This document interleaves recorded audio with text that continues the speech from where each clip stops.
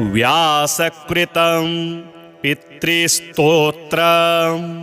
जाबालिरुवाच गुरुन्वद महाभाग वेदव्यास जगद्गुरो गुरूणां तारतम्यञ्च कस्मात् किं फलमुच्यते।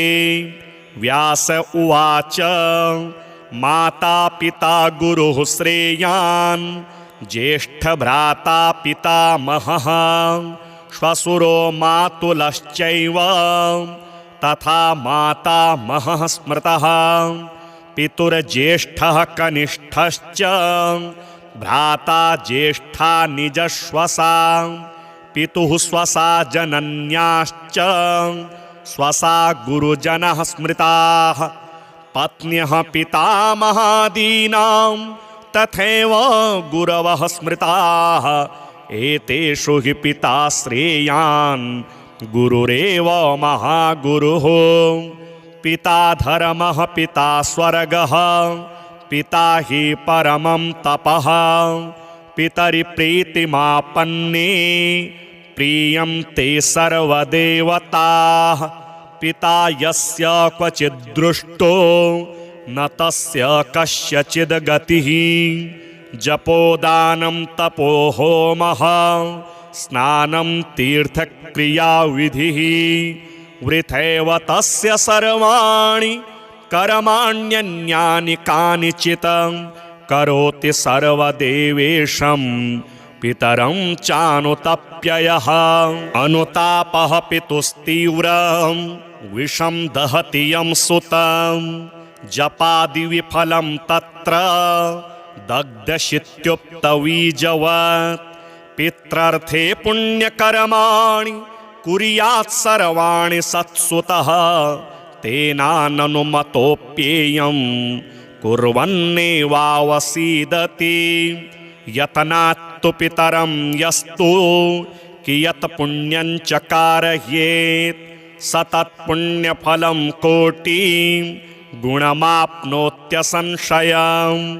शृणु वक्ष्ये पितुः स्तोत्रं विष्णवे ब्रह्मणोदितं नाभिपदमोद्भवो येन तुष्टाव पितरं सतं।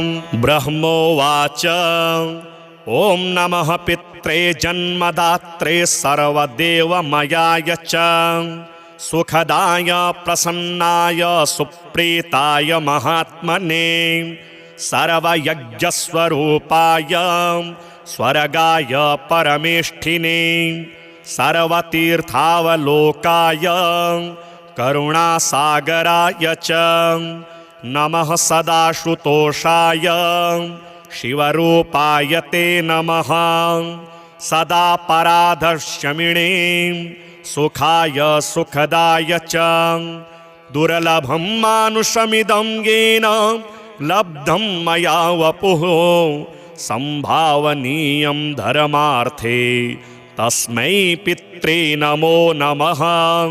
तीर्थस्नानतपो होम जपादीयस्य दर्शनं महागुरोश्च गुरवे तस्मै पित्रे नमो नमः। यस्य प्रणामस्तवनात् कोटिशः पितृतर्पणम् अश्वमेधशतैस्तुल्यं तस्मै पित्रे नमो नमः।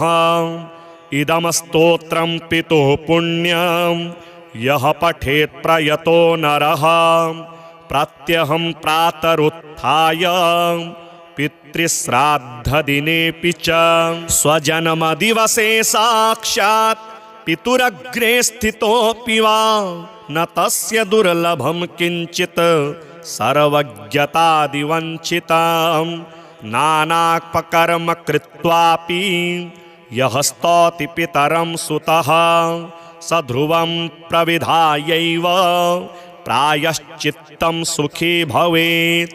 पितुः प्रीतिकरो नित्यं सर्वकर्माण्यथार्हति गुरुन्वद महाभाग वेदव्यास जगद्गुरो गुरूणां तारतम्यञ्च कस्मात् किं फलमुच्यते। व्यास उवाच माता पिता गुरुः श्रेयान् ज्येष्ठभ्राता पितामहः श्वशुरो मातुलश्चैव तथा मातामहः स्मृतः पितुर्ज्येष्ठः कनिष्ठश्च भ्राता ज्येष्ठा निजश्वसा पितुः स्वसा जनन्याश्च स्वसा गुरुजनः स्मृताः पत्न्यः पितामहादीनां तथैव गुरवः स्मृताः एतेषु हि पिता श्रेयान् गुरुरेव महागुरुः पिता धर्मः पिता स्वर्गः पिता हि परमं तपः पितरि प्रीतिमापन्ने प्रीयन्ते सर्वदेवताः पिता यस्य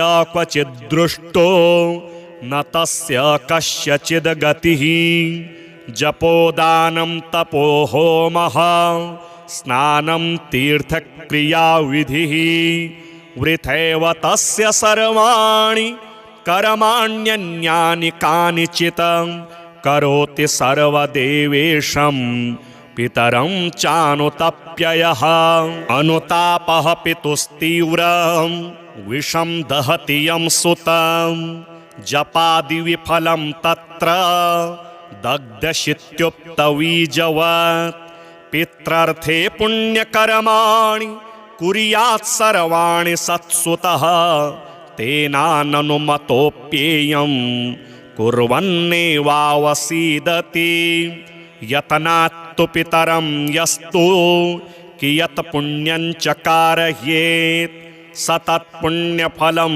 कोटिं गुणमाप्नोत्यसंशयम् शृणु वक्ष्ये पितुः स्तोत्रं विष्णवे ब्रह्मणोदितं नाभिपदमोद्भवो येन तुष्टाव पितरं सतं ब्रह्मोवाच ॐ नमः पित्रे जन्मदात्रे सर्वदेवमयाय च सुखदाय प्रसन्नाय सुप्रीताय महात्मने सर्वयज्ञस्वरूपाय स्वर्गाय परमेष्ठिने सर्वतीर्थावलोकाय करुणासागराय च नमः सदाशुतोषाय शिवरूपाय ते नमः सदा पराधशमिणे सुखाय सुखदाय च दुर्लभं मानुषमिदं येन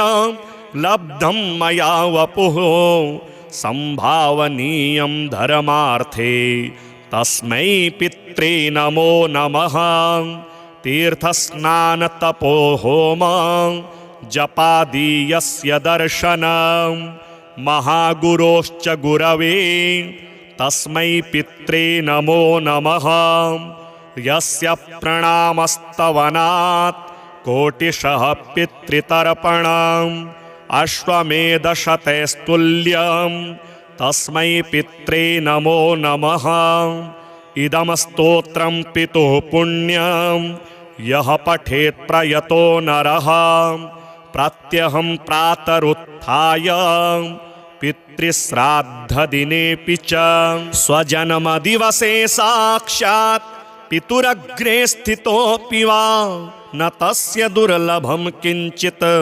सर्वज्ञतादिवञ्चितं नानापकर्म कृत्वापि यः स्तौति पितरं सुतः स ध्रुवं प्रविधायैव प्रायश्चित्तं सुखी भवेत् पितुः प्रीतिकरो नित्यं सर्वकर्माण्यथार्हति गुरुन् वद महाभाग वेदव्यास जगद्गुरो गुरूणां तारतम्यं च कस्मात् किं फलमुच्यते व्यास उवाच माता पिता गुरुः श्रेयान् ज्येष्ठभ्राता पितामहः श्वशुरो मातुलश्चैव तथा मातामहः स्मृतः पितुर्ज्येष्ठः कनिष्ठश्च भ्राता ज्येष्ठा निजश्वसा पितुः स्वसा जनन्याश्च स्वसा गुरुजनः स्मृताः पत्न्यः पितामहादीनां तथैव गुरवः स्मृताः एतेषु हि पिता श्रेयान् गुरुरेव महागुरुः पिता धर्मः पिता स्वर्गः पिता हि परमं तपः पितरि प्रीतिमापन्ने प्रीयन्ते सर्वदेवताः पिता यस्य क्वचिद्दृष्टो न तस्य कस्यचिद् गतिः जपोदानं तपो होमः स्नानं तीर्थक्रियाविधिः वृथैव तस्य सर्वाणि कर्माण्यन्यानि कानिचित् करोति सर्वदेवेशं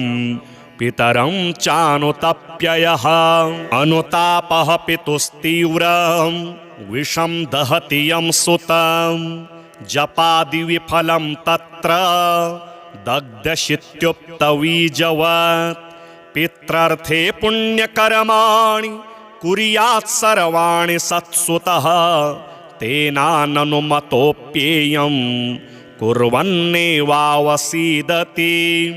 यतनात्तु पितरं यस्तु कियत् पुण्यं च कारयेत् स तत्पुण्यफलं कोटिं गुणमाप्नोत्यसंशयम् शृणु वक्ष्ये पितुः स्तोत्रं विष्णवे ब्रह्मणोदितं नाभिपदमोद्भवो येन तुष्टाव पितरं सतं ब्रह्मोवाच ॐ नमः पित्रे जन्मदात्रे सर्वदेवमयाय च सुखदाय प्रसन्नाय सुप्रीताय महात्मने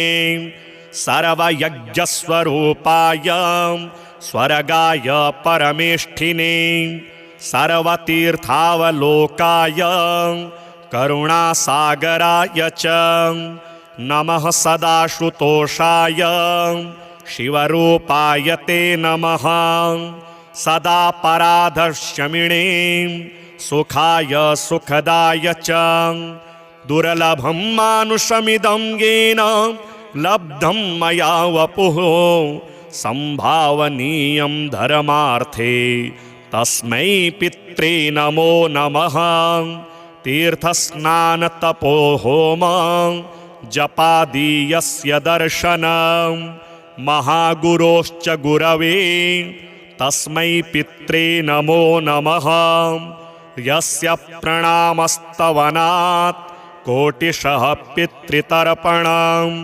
अश्वमेधशतैस्तुल्यं तस्मै पित्रे नमो नमः इदं स्तोत्रं पितुः पुण्यं यः पठेत् प्रयतो नरः प्रत्यहं प्रातरुत्थाय पितृश्राद्धदिनेऽपि च स्वजन्मदिवसे साक्षात् पितुरग्रे स्थितोऽपि वा न तस्य दुर्लभं किञ्चित् सर्वज्ञतादिवञ्चितं नानापकर्म कृत्वापि यः स्तौति पितरं सुतः स ध्रुवं प्रविधायैव प्रायश्चित्तं सुखी भवेत् पितुः प्रीतिकरो नित्यं सर्वकर्माण्यथार्हति गुरुन्वद महाभाग वेदव्यास जगद्गुरो गुरूणां तारतम्यं च कस्मात् किं फलमुच्यते व्यास उवाच माता पिता गुरुः श्रेयान् ज्येष्ठभ्राता पितामहः श्वशुरो मातुलश्चैव तथा मातामहः स्मृतः पितुर्ज्येष्ठः कनिष्ठश्च भ्राता ज्येष्ठा निजश्वसा पितुः स्वसा जनन्याश्च स्वसा गुरुजनः स्मृताः पत्न्यः पितामहादीनां तथैव गुरवः स्मृताः एतेषु हि पिता श्रेयान् गुरुरेव महागुरुः। पिता धर्मः पिता स्वर्गः पिता हि परमं तपः। पितरि प्रीतिमापन्ने प्रीयन्ते सर्वदेवताः। पिता यस्य क्वचिद्दृष्टो न तस्य कस्यचिद् गतिः। जपोदानं तपो होमः स्नानं तीर्थक्रियाविधिः। वृथैव तस्य सर्वाणि कर्माण्यन्यानि कानिचित्। करोति सर्वदेवेशं पितरं चानुतप्ययः। अनुतापः पितुस्तीव्रं विषं दहति यं सुतं।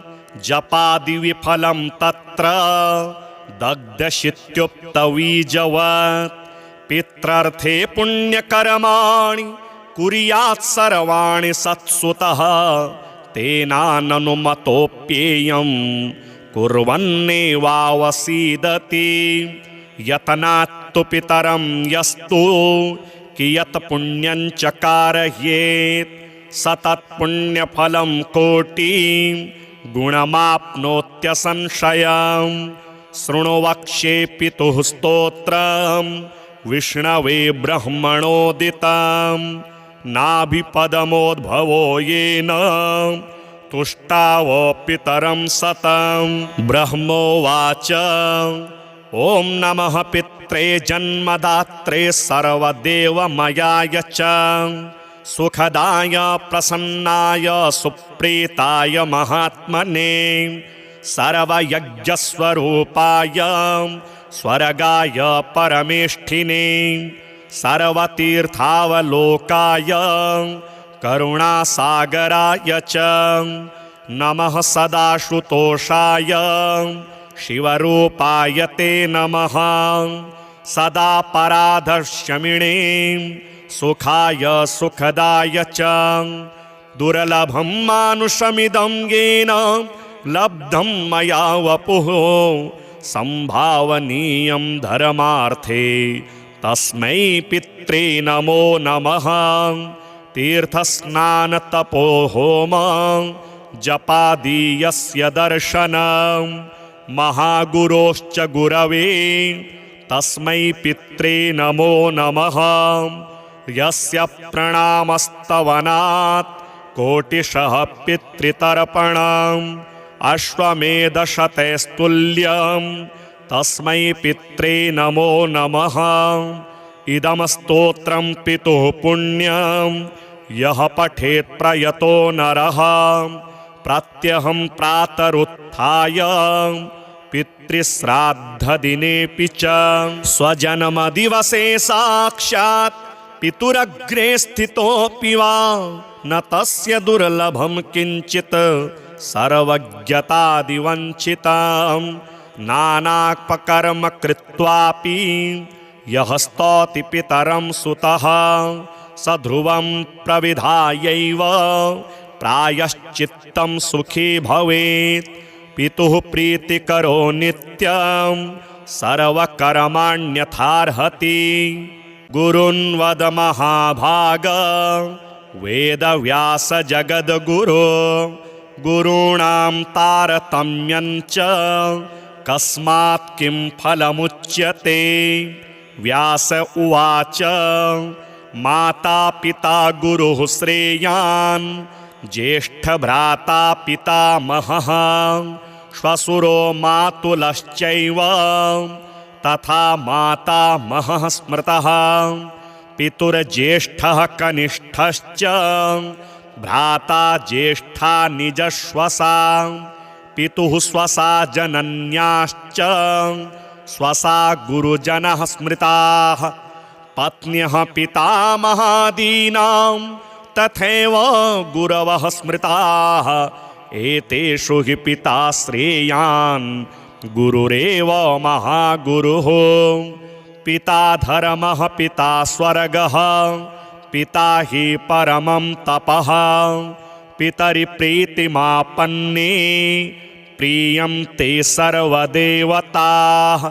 पिता यस्य क्वचिद्दृष्टो न तस्य कस्यचिद् गतिः जपोदानं तपो होमः स्नानं तीर्थक्रियाविधिः वृथैव तस्य सर्वाणि कर्माण्यन्यानि कानिचित् करोति सर्वदेवेशं पितरं चानुतप्ययः अनुतापः पितुस्तीव्रं विषं दहति यं सुतं जपादिविफलं तत्र दग्धशित्युक्तवीजवत् पित्रर्थे पुण्यकर्माणि कुर्यात् सर्वाणि सत्सुतः तेनाननुमतोऽप्येयं कुर्वन्नेवावसीदति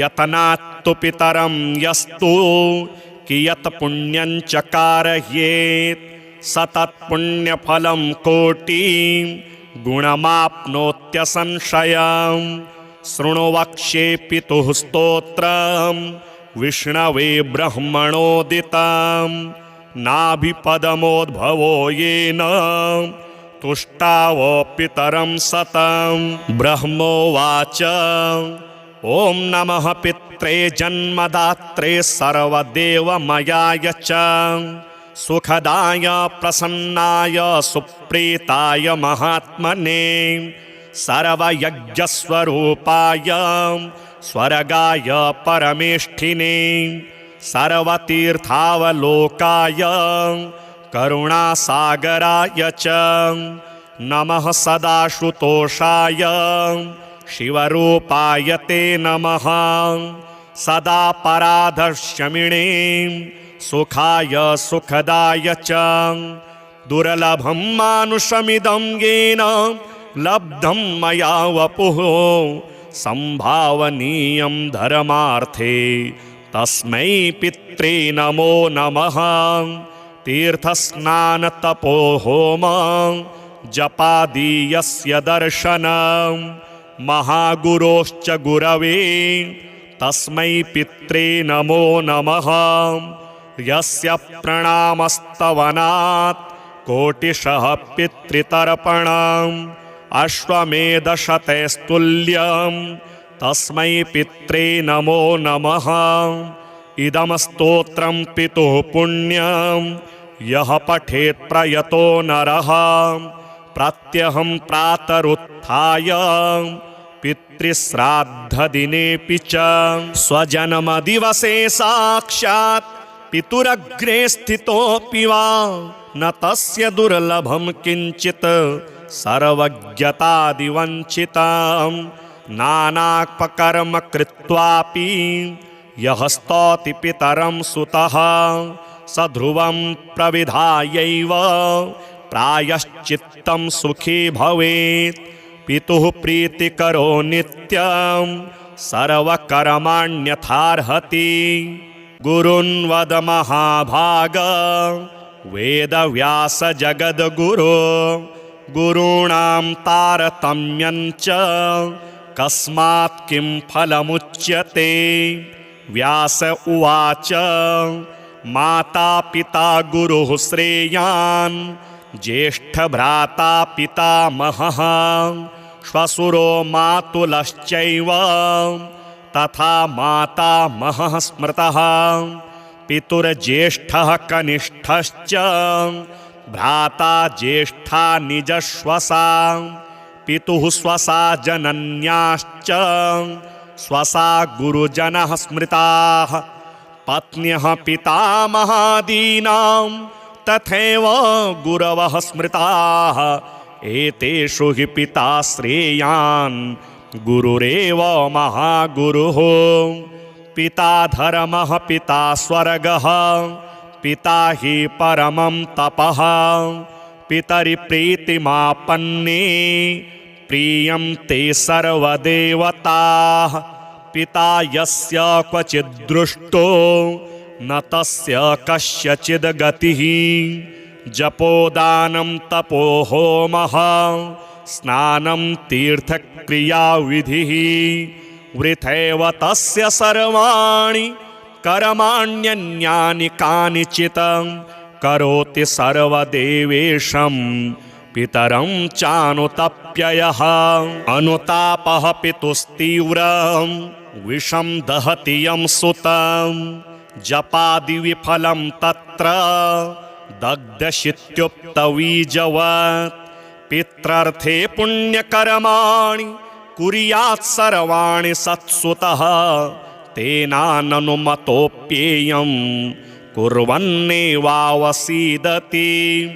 यतनात्तु पितरं यस्तु कियत् पुण्यं च कारयेत् स तत्पुण्यफलं कोटिं गुणमाप्नोत्यसंशयम् शृणु वक्ष्ये पितुः स्तोत्रं विष्णवे ब्रह्मणोदितं नाभिपदमोद्भवो येन तुष्टाव पितरं सतं ब्रह्मोवाच ॐ नमः पित्रे जन्मदात्रे सर्वदेवमयाय च सुखदाय प्रसन्नाय सुप्रीताय महात्मने सर्वयज्ञस्वरूपाय स्वर्गाय परमेष्ठिने सर्वतीर्थावलोकाय करुणासागराय च नमः सदाशुतोषाय शिवरूपाय ते नमः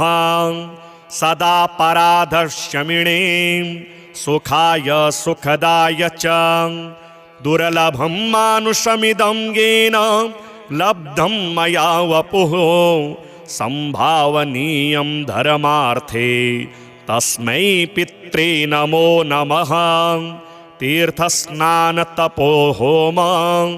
जपादीयस्य दर्शनं महागुरोश्च गुरवे तस्मै पित्रे नमो नमः यस्य प्रणामस्तवनात् कोटिशः पितृतर्पणम् अश्वमेधशतैस्तुल्यं तस्मै पित्रे नमो नमः इदं स्तोत्रं पितुः पुण्यं यः पठेत् प्रयतो नरः प्रत्यहं प्रातरुत्थाय पितृश्राद्धदिनेऽपि च स्वजन्मदिवसे साक्षात् पितुरग्रे स्थितोऽपि वा न तस्य दुर्लभं किञ्चित् सर्वज्ञतादिवञ्चितं नानापकर्म कृत्वापि यः स्तौति पितरं सुतः स ध्रुवं प्रविधायैव प्रायश्चित्तं सुखी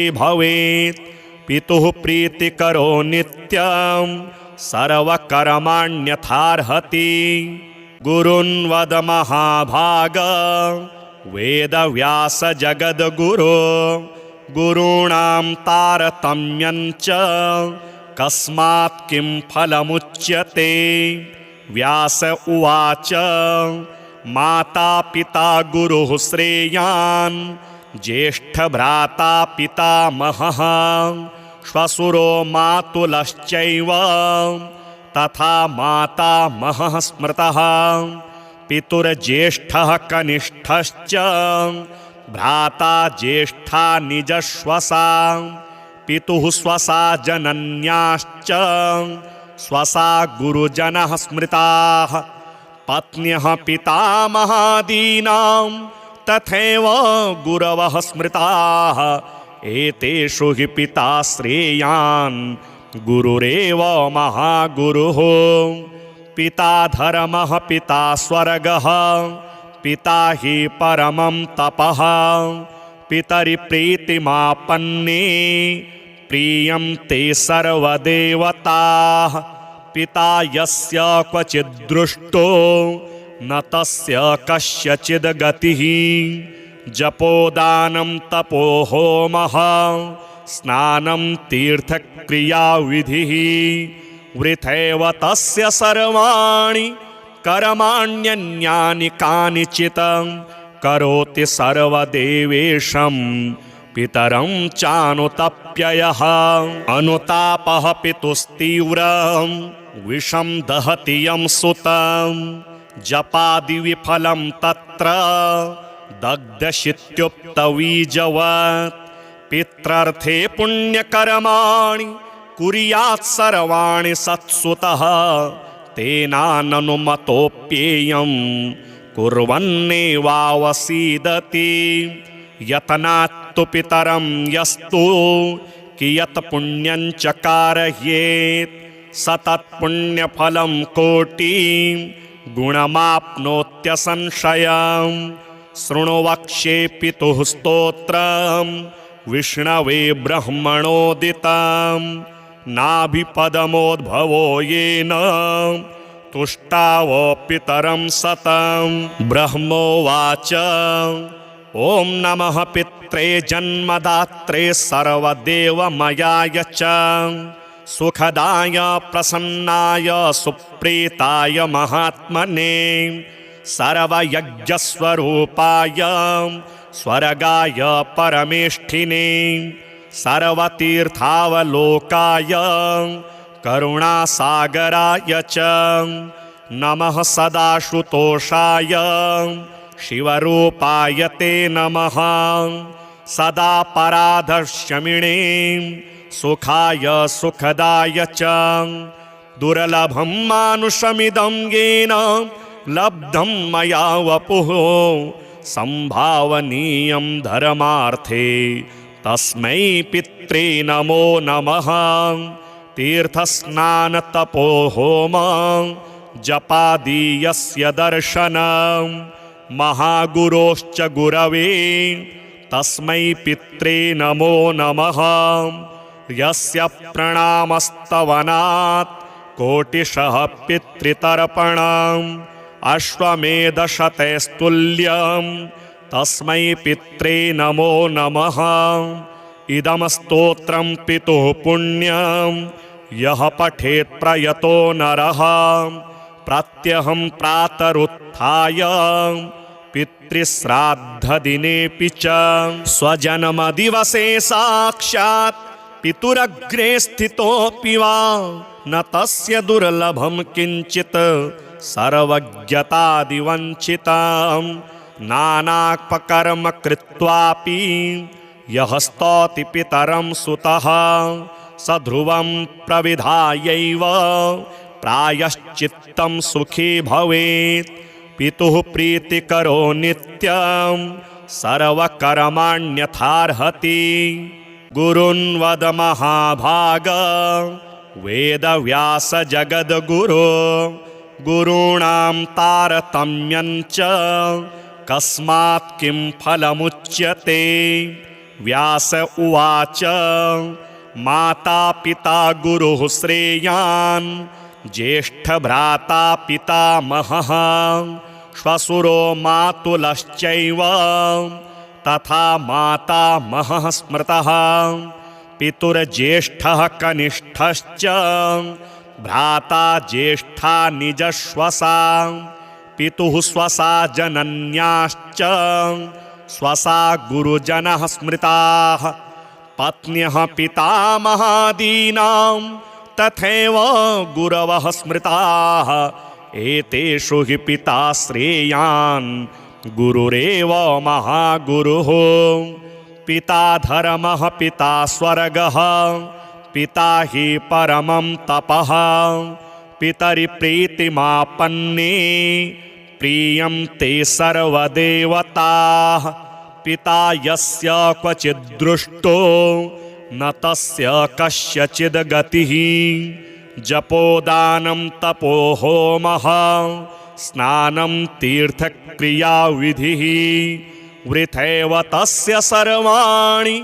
कर्माण्यन्यानि कानिचित् करोति सर्वदेवेशं पितरं चानुतप्ययः अनुतापः पितुस्तीव्रं विषं दहति यं सुतं जपादिविफलं तत्र दग्धशित्युक्तवीजवत् पित्रर्थे पुण्यकर्माणि कुर्यात् सर्वाणि सत्सुतः तेनाननुमतोऽप्येयं कुर्वन्नेवावसीदति यतनात्तु पितरं यस्तु कियत् पुण्यं च कारयेत् स तत्पुण्यफलं कोटिं गुणमाप्नोत्यसंशयम् शृणु वक्ष्ये पितुः स्तोत्रं विष्णवे ब्रह्मणोदितं नाभिपदमोद्भवो येन तुष्टाव पितरं सतं।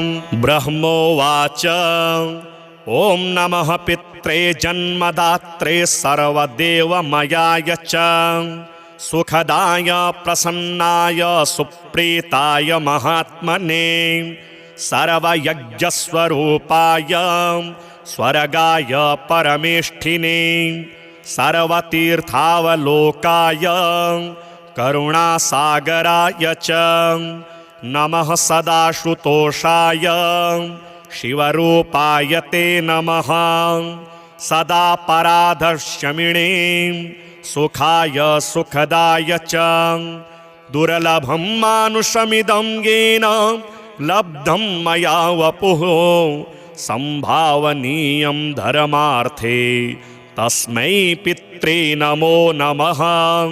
तीर्थस्नानतपो होम जपादीयस्य दर्शनं महागुरोश्च गुरवे तस्मै पित्रे नमो नमः। यस्य प्रणामस्तवनात् कोटिशः पितृतर्पणम् अश्वमेधशतैस्तुल्यं तस्मै पित्रे नमो नमः। इदं स्तोत्रं पितुः पुण्यं यः पठेत् प्रयतो नरः प्रत्यहं प्रातरुत्थाय पितृश्राद्धदिनेऽपि च स्वजन्मदिवसे साक्षात् पितुरग्रे स्थितोऽपि वा न तस्य दुर्लभं किञ्चित् सर्वज्ञतादिवञ्चितं नानापकर्म कृत्वापि यः स्तौति पितरं सुतः स ध्रुवं प्रविधायैव प्रायश्चित्तं सुखी भवेत्। पितुः प्रीतिकरो नित्यं सर्वकर्माण्यथार्हति गुरुन् वद महाभाग वेदव्यास जगद्गुरो गुरूणां तारतम्यं च कस्मात् किं फलमुच्यते। व्यास उवाच माता पिता गुरुः श्रेयान् ज्येष्ठभ्राता पितामहः श्वशुरो मातुलश्चैव तथा मातामहः स्मृतः पितुर्ज्येष्ठः कनिष्ठश्च भ्राता ज्येष्ठा निजश्वसा पितुः स्वसा जनन्याश्च स्वसा गुरुजनः स्मृताः पत्न्यः पितामहादीनां तथैव गुरवः स्मृताः एतेषु हि पिता श्रेयान् गुरुरेव महागुरुः। पिता धर्मः पिता स्वर्गः पिता हि परमं तपः पितरि प्रीतिमापन्ने प्रीयन्ते सर्वदेवताः पिता यस्य क्वचिद्दृष्टो न तस्य कस्यचिद् गतिः जपोदानं तपो होमः स्नानं तीर्थक्रियाविधिः वृथैव तस्य सर्वाणि कर्माण्यन्यानि कानिचित् करोति सर्वदेवेशं पितरं चानुतप्ययः। अनुतापः पितुस्तीव्रं विषं दहति यं सुतं जपादिविफलं तत्र दग्धशित्युक्तवीजवत् पित्रर्थे पुण्यकर्माणि कुर्यात् सर्वाणि सत्सुतः तेनाननुमतोऽप्येयं कुर्वन्नेवावसीदति यतनात्तु पितरं यस्तु कियत् पुण्यं च कारयेत् स तत्पुण्यफलं कोटिं गुणमाप्नोत्यसंशयम्। शृणु वक्ष्ये पितुः स्तोत्रं विष्णवे ब्रह्मणोदितं नाभिपदमोद्भवो येन तुष्टाव पितरं सतं। ब्रह्मोवाच ॐ नमः पित्रे जन्मदात्रे सर्वदेवमयाय च सुखदाय प्रसन्नाय सुप्रीताय महात्मने सर्वयज्ञस्वरूपाय स्वर्गाय परमेष्ठिने सर्वतीर्थावलोकाय करुणासागराय च नमः सदाश्रुतोषाय शिवरूपाय ते नमः सदा पराधर्षमिणे सुखाय सुखदाय च दुर्लभं मानुषमिदं येन लब्धं मया वपुः संभावनीयं धर्मार्थे तस्मै पित्रे नमो नमः तीर्थस्नानतपो होम जपादीयस्य दर्शनं महागुरोश्च गुरवे तस्मै पित्रे नमो नमः यस्य प्रणामस्तवनात् कोटिशः पितृतर्पणम् अश्वमेधशतैस्तुल्यं तस्मै पित्रे नमो नमः इदं स्तोत्रं पितुः पुण्यं यः पठेत् प्रयतो नरः प्रत्यहं प्रातरुत्थाय पितृश्राद्धदिनेऽपि च स्वजन्मदिवसे साक्षात् पितुरग्रे स्थितोऽपि वा न तस्य दुर्लभं किञ्चित् सर्वज्ञतादिवञ्चितं नानापकर्म कृत्वापि यः स्तौति पितरं सुतः स ध्रुवं प्रविधायैव प्रायश्चित्तं सुखी भवेत् पितुः प्रीतिकरो नित्यं सर्वकर्माण्यथार्हति गुरुन् वद महाभाग वेदव्यास जगद्गुरो गुरूणां तारतम्यं च कस्मात् किं फलमुच्यते व्यास उवाच माता पिता गुरुः श्रेयान् ज्येष्ठभ्राता पितामहः श्वशुरो मातुलश्चैव तथा मातामहः स्मृतः पितुर्ज्येष्ठः कनिष्ठश्च भ्राता ज्येष्ठा निजश्वसा पितुः स्वसा जनन्याश्च स्वसा गुरुजनः स्मृताः पत्न्यः पितामहादीनां तथैव गुरवः स्मृताः एतेषु हि पिता श्रेयान् गुरुरेव महागुरुः पिता धर्मः पिता स्वर्गः पिता हि परमं तपः पितरि प्रीतिमापन्ने प्रीयन्ते सर्वदेवताः पिता यस्य क्वचिद्दृष्टो न तस्य कस्यचिद् गतिः जपोदानं तपो होमः स्नानं तीर्थक्रियाविधिः वृथैव तस्य सर्वाणि कर्माण्यन्यानि कानिचित् करोति सर्वदेवेशं पितरं चानुतप्ययः अनुतापः पितुस्तीव्रं विषं दहति यं सुतं जपादिविफलं तत्र दग्धशित्युक्तवीजवत् पित्रर्थे पुण्यकर्माणि कुर्यात् सर्वाणि सत्सुतः तेनाननुमतोऽप्येयं कुर्वन्नेवावसीदति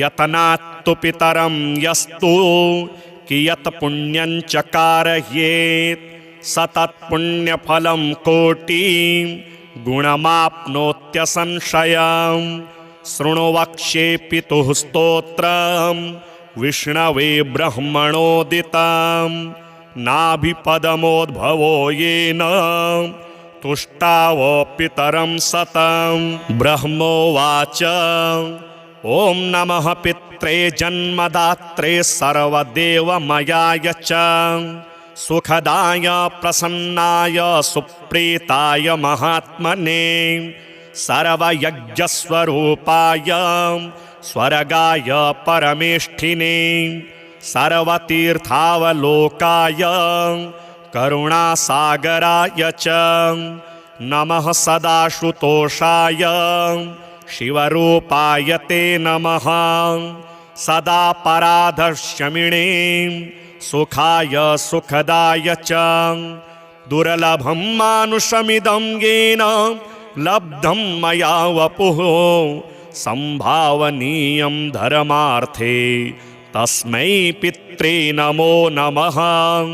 तीर्थस्नानतपो होम जपादीयस्य दर्शनं महागुरोश्च गुरवे तस्मै पित्रे नमो नमः। यस्य प्रणामस्तवनात् कोटिशः पितृतर्पणम् अश्वमेधशतैस्तुल्यं तस्मै पित्रे नमो नमः। इदं स्तोत्रं पितुः पुण्यं यः पठेत् प्रयतो नरः प्रत्यहं प्रातरुत्थाय पितृश्राद्धदिनेऽपि च स्वजन्मदिवसे साक्षात् पितुरग्रे स्थितोऽपि वा न तस्य दुर्लभं किञ्चित् सर्वज्ञतादिवञ्चितं नानापकर्म कृत्वापि यः स्तौति पितरं सुतः स ध्रुवं प्रविधायैव प्रायश्चित्तं सुखी भवेत्। पितुः प्रीतिकरो नित्यं सर्वकर्माण्यथार्हति। गुरुन्वद महाभाग वेदव्यास जगद्गुरो गुरूणां तारतम्यं च कस्मात् किं फलमुच्यते। व्यास उवाच माता पिता गुरुः श्रेयान् ज्येष्ठभ्राता पितामहः श्वशुरो मातुलश्चैव तथा मातामहः स्मृतः। पितुर्ज्येष्ठः कनिष्ठश्च भ्राता ज्येष्ठा निजश्वसा। पितुः स्वसा जनन्याश्च स्वसा गुरुजनः स्मृताः। पत्न्यः पितामहादीनां तथैव गुरवः स्मृताः। एतेषु हि पिता श्रेयान् गुरुरेव महागुरुः। पिता धर्मः पिता स्वर्गः पिता हि परमं तपः। पितरि प्रीतिमापन्ने प्रीयन्ते सर्वदेवताः। पिता यस्य क्वचिद्दृष्टो न तस्य कस्यचिद् गतिः। जपोदानं तपो होमः स्नानं तीर्थक्रियाविधिः। वृथैव तस्य सर्वाणि कर्माण्यन्यानि कानिचित् करोति सर्वदेवेशं पितरं चानुतप्ययः। अनुतापः पितुस्तीव्रं विषं दहति यं सुतं। जपादिविफलं तत्र दग्धशित्युक्तवीजवत्। पित्रार्थे पुण्यकर्माणि कुर्यात् सर्वाणि सत्सुतः। तेनाननुमतोऽप्येयं कुर्वन्नेवावसीदति। यतनात्तु पितरं यस्तु कियत् पुण्यं च कारयेत् स तत्पुण्यफलं कोटिं गुणमाप्नोत्यसंशयम्। शृणु वक्ष्ये पितुः स्तोत्रं विष्णवे ब्रह्मणोदितं। नाभिपदमोद्भवो येन तुष्टाव पितरं सतं। ब्रह्मोवाच ॐ नमः पित्रे जन्मदात्रे सर्वदेवमयाय च सुखदाय प्रसन्नाय सुप्रीताय महात्मने सर्वयज्ञस्वरूपाय स्वर्गाय परमेष्ठिने सर्वतीर्थावलोकाय करुणासागराय च नमः। सदाशुतोषाय शिवरूपाय ते नमः। सदा पराधशमिणे सुखाय सुखदाय च दुर्लभं मानुषमिदं येन लब्धं मया वपुः संभावनीयं धर्मार्थे तस्मै पित्रे नमो नमः। तीर्थस्नानतपोहोम जपादीयस्य दर्शनं महागुरोश्च गुरवे तस्मै पित्रे नमो नमः। यस्य प्रणामस्तवनात् कोटिशः पितृतर्पणम् अश्वमेधशतैस्तुल्यं तस्मै पित्रे नमो नमः। इदं स्तोत्रं पितुः पुण्यं यः पठेत् प्रयतो नरः प्रत्यहं प्रातरुत्थाय पितृश्राद्धदिनेऽपि च स्वजन्मदिवसे साक्षात् पितुरग्रे स्थितोऽपि वा न तस्य दुर्लभं किञ्चित् सर्वज्ञतादिवञ्चितं नानापकर्म कृत्वापि यः स्तौति पितरं सुतः स ध्रुवं प्रविधायैव प्रायश्चित्तं सुखी भवेत्। पितुः प्रीतिकरो नित्यं सर्वकर्माण्यथार्हति।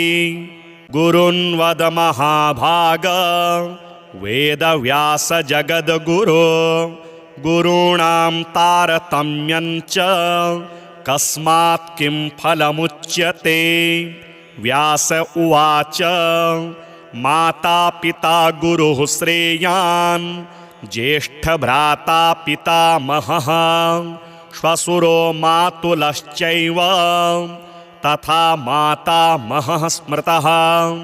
पितुर्ज्येष्ठः कनिष्ठश्च भ्राता ज्येष्ठा निजश्वसा। पितुः स्वसा जनन्याश्च स्वसा गुरुजनः स्मृताः।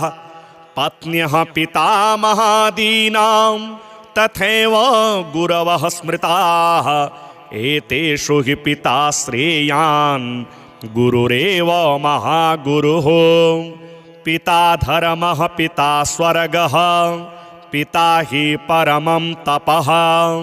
पितरि प्रीतिमापन्ने प्रीयन्ते सर्वदेवताः।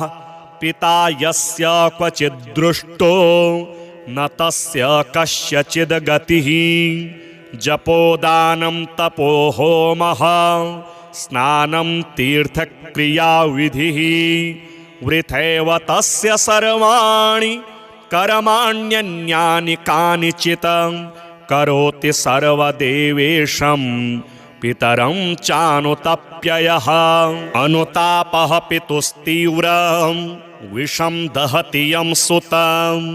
जपादिविफलं तत्र दग्धशित्युक्तवीजवत्। पित्रार्थे पुण्यकर्माणि कुर्यात् सर्वाणि सत्सुतः। तेनाननुमतोऽप्येयं कुर्वन्नेवावसीदति। यतनात्तु पितरं यस्तु कियत् पुण्यं च कारयेत् स तत्पुण्यफलं कोटिं गुणमाप्नोत्यसंशयम्। शृणु वक्ष्ये पितुः स्तोत्रं विष्णवे ब्रह्मणोदितं। नाभिपदमोद्भवो येन तुष्टाव पितरं सतं। ब्रह्मोवाच ॐ नमः पित्रे जन्मदात्रे सर्वदेवमयाय च सुखदाय प्रसन्नाय सुप्रीताय महात्मने सर्वयज्ञस्वरूपाय स्वर्गाय परमेष्ठिने सर्वतीर्थावलोकाय करुणासागराय च नमः। सदाशुतोषाय शिवरूपाय ते नमः। सदा पराधशमिणे सुखाय सुखदाय च दुर्लभं मानुषमिदं येन लब्धं मया वपुः संभावनीयं धर्मार्थे तस्मै पित्रे नमो नमः। तीर्थस्नानतपोहोम जपादीयस्य दर्शनं महागुरोश्च गुरवे तस्मै पित्रे नमो नमः। यस्य प्रणामस्तवनात् कोटिशः पितृतर्पणम् अश्वमेधशतैस्तुल्यं तस्मै पित्रे नमो नमः। इदं स्तोत्रं पितुः पुण्यं यः पठेत् प्रयतो नरः। प्रत्यहं प्रातरुत्थाय पितृश्राद्धदिनेऽपि च स्वजन्मदिवसे साक्षात् पितुरग्रे स्थितोऽपि वा न तस्य दुर्लभं किञ्चित् सर्वज्ञतादिवञ्चितं। नानापकर्म कृत्वापि यः स्तौति पितरं सुतः स ध्रुवं प्रविधायैव प्रायश्चित्तं सुखी भवेत्। पितुः प्रीतिकरो नित्यं सर्वकर्माण्यथार्हति।